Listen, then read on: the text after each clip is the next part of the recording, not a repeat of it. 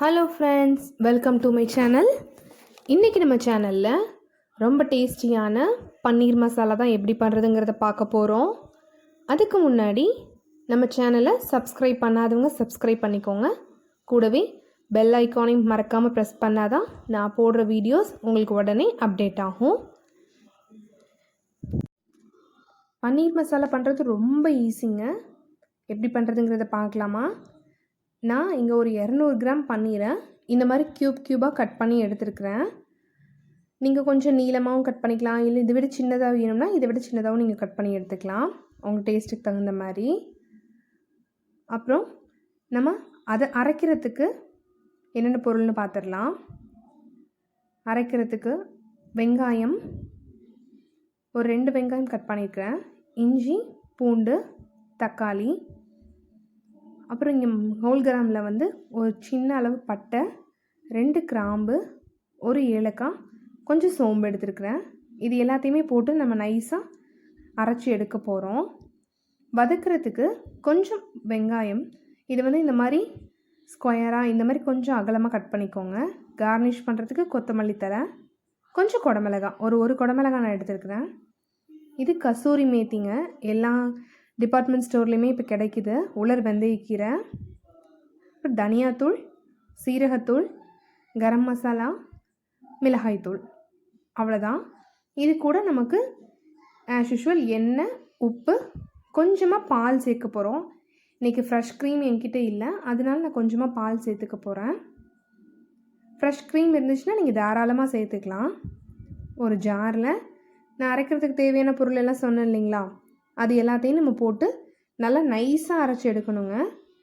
Whole கரம் போட்டுக்கலாம். அப்புறமா வெங்காயம், பூண்டு, இஞ்சி, தக்காளி, அவ்வளோதாங்க. இது எல்லாத்தையுமே போட்டு நல்லா நைஸாக அரைச்சி எடுத்துக்க போகிறோம். பன்னீர் மசாலா வந்து ஒருத்தர் ஒரு ஸ்டைலில் பண்ணுவாங்கங்க. இன்றைக்கி நான் இந்த மெத்தடில் பண்ணுறேன்.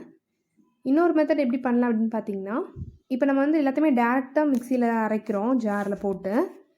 இதுக்கு பதில் கொஞ்சம் தண்ணியில் கொஞ்சம் வெங்காயம், தக்காளி, இது ரெண்டையுமே கொஞ்சம் நல்லா பாயில் பண்ணிவிட்டு தக்காளியோட தோலை உரிச்சிட்டு அதை அரைச்சி எடுத்துக்கலாம். பாருங்கள், இந்த மாதிரி நல்லா நைஸாக பேஸ்ட் பண்ணி எடுத்துக்கலாம். இப்போ இது எப்படி நம்ம நைஸாக பேஸ்ட் பண்ணி எடுத்துருக்குறோமோ அதே மாதிரி தான் அந்த வெங்காயம் தக்காளி வேக போட்டோம்னா அதையும் இதே மாதிரி பேஸ்ட் பண்ணி எடுத்துக்கலாம். அந்த மெத்தட்லேயும் பண்ணலாம். இது நம்ம டேரெக்டாக கிரைண்ட் பண்ணி வச்சுருக்குறோம். இங்கே ஒரு கடாயில் கொஞ்சம் ஆயில் சேர்த்துட்டு தாளிக்கிற பொருள் எதுவுமே போடலைங்க, டேரெக்டாக நம்ம அரைச்சி வச்சுருக்க பேஸ்ட்டை போட்டுடலாம். போட்டுட்டு நல்லா சுற்றி கிளறி விடுங்க. கிளறி விட்டு ஒரு மூடி போட்டு ஒரு 10 மினிட்ஸ் விட்டுடலாங்க. விட்டதுக்கப்புறம் நம்ம மசாலாஸ் என்னென்ன வச்சுருக்கோமோ அது எல்லாத்தையும் ஆட் பண்ணிக்கலாம். பாருங்கள், இப்போ கொஞ்சம் கலர் சேஞ்ச் ஆகிருக்கு பார்த்தீங்களா? முன்னாடி நம்ம ஃப்ரெஷ்ஷாக சேர்த்ததுக்கும் இப்போ கொஞ்சம் ஒரு 10 நிமிஷம் வதங்கினதுக்கும் டிஃப்ரென்ஸ் தெரியுது இல்லைங்களா? இப்போ இதில் நம்ம எடுத்து வச்சுக்க மசாலாஸ் ஒன்று ஆட் பண்ணிக்கலாம். மிளகாய்த்தூள் உங்கள் காரத்துக்கு தகுந்த மாதிரி சேர்த்துக்கோங்க.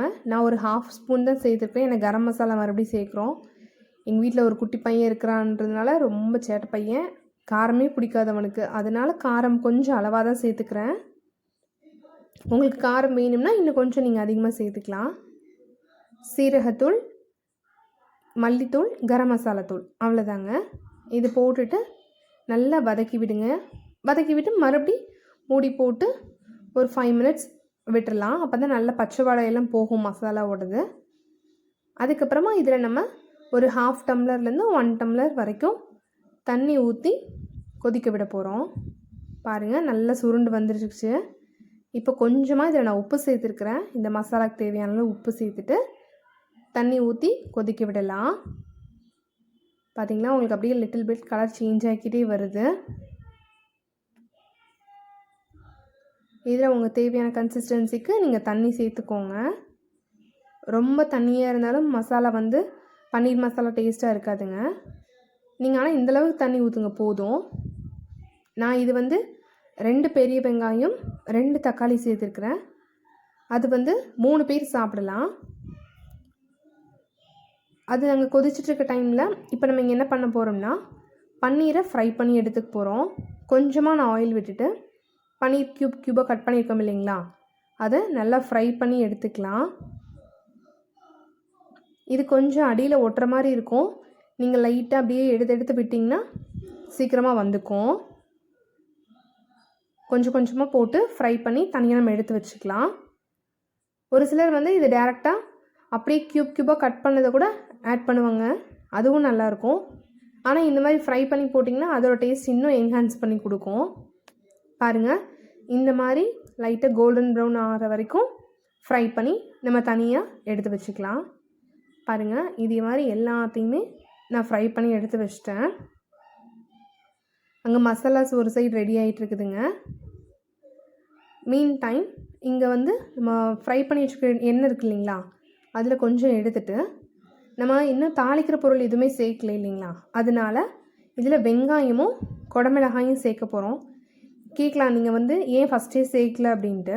ஃபஸ்ட்டே சேர்த்துருந்தீங்கன்னா வெங்காயமும் குடமிளகாயும் வந்து நீங்கள் மசாலாஸ் வேகும்போது ரொம்ப ஓவர் பாயில் ஆகிருக்கும், அந்த டேஸ்ட் நல்லா இருக்காது.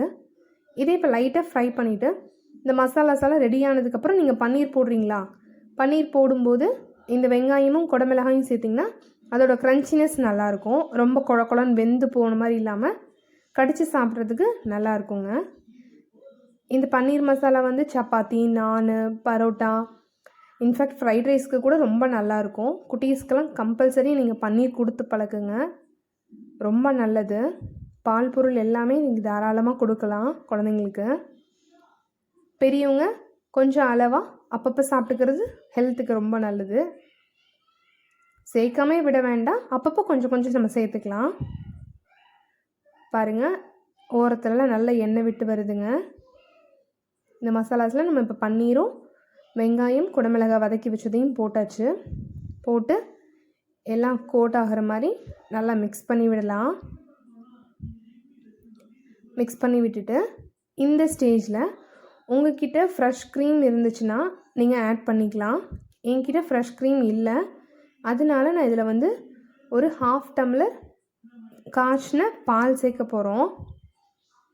காய்ச்சின பால் தாராளமாக சேர்த்துக்கலாம். ஒரு சிலர் சொல்லுவாங்க உப்பு போட்டிருக்கிறதுனால திரிஞ்சு போயிடும், திரியறதுக்கு சான்சஸ் இருக்கும்பாங்க. அது கரெக்டு தான். பட் நம்ம இதை என்ன பண்ண போகிறோம்னா ஆஃப் பண்ணுறதுக்கு ஒரு 2-3 மினிட்ஸ் முன்னாடி சிம்லேயே வச்சு இதை நல்லா மிக்ஸ் பண்ணிவிட்டு இறக்க போகிறோம். பால் சேர்த்தாச்சு. இதில் வந்து நம்ம கஸ்தூரி மேத்தி எடுத்து வச்சுருக்கோம் இல்லைங்களா, அந்த கஸ்தூரி மேத்தியை நல்லா எப்போவுமே க்ரஷ் பண்ணி போடுங்க. சும்மா நீங்கள் மேலே தூவும்போது அதோட டேஸ்ட் நல்லா தெரியாதுங்க. அதையும் நீங்கள் நல்லா க்ரஷ் பண்ணி போடும்போது அதோட டேஸ்ட் வந்து அதோடய ஃப்ளேவர் ஃபுல்லாக அந்த டிஷ் ஃபுல்லாக நல்லா இறங்கி நல்லாயிருக்கும். இந்த மாதிரி நல்லா க்ரஷ் பண்ணி போடுங்க. வெந்தயக்கீரை சேர்த்துக்கிறது ரொம்ப நல்லதுங்க. வெந்தயக்கீரையில் இது வந்து உலர் வெந்தயக்கீரை. வெந்தயக்கீரை ஃப்ரெஷ்ஷாக கிடச்சிச்சின்னா அதில் நீங்கள் ரைஸ் செஞ்சு குழந்தைங்களுக்கு கொடுத்தீங்கன்னா ரொம்ப நல்லது. கொஞ்சம் கசப்பாக இருக்கும், ஆனால் நீங்கள் வந்து வெரைட்டி ரைஸ், பிரியாணி அந்த மாதிரி செய்யும்போது புலாவெலாம் செஞ்சு கொடுத்தீங்கன்னா கண்டிப்பாக குழந்தைங்களுக்கு வந்து தெரியவே தெரியாது அது கீரை அப்படின்ட்டு, ரொம்ப நல்லாயிருக்கும். அதையும் நான் ஒரு வீடியோவில் கண்டிப்பாக உங்கள் கூட ஷேர் பண்ணுறேன். பாருங்கள், நம்மளோட பன்னீர் மசாலா ரெடி ஆயாச்சு சூப்பராக. நான் இன்றைக்கி நான் பண்ணியிருக்கேன், நான் கூட வச்சு இதை நான் டேஸ்ட் பண்ண போகிறேன். வாவ், சூப்பராக இருக்கு இல்லைங்களா? நீங்களும் உங்கள் வீட்டில் இதை ட்ரை பண்ணி பார்த்துட்டு எப்படி இருந்துச்சுன்னு கமெண்டில் என் கூட ஷேர் பண்ணுங்கள். நான் நானோட ரெசிப்பியை டிஸ்கிரிப்ஷனில் உங்களுக்காக லிங்க் ஷேர் பண்ணுறேன். நீங்கள் அதையும் போய் பார்த்துட்டு செஞ்சு பார்த்துட்டு எனக்கு சொல்லுங்கள். தேங்க்ஸ் ஃபார் வாட்சிங். தேங்க்யூ. பாய்.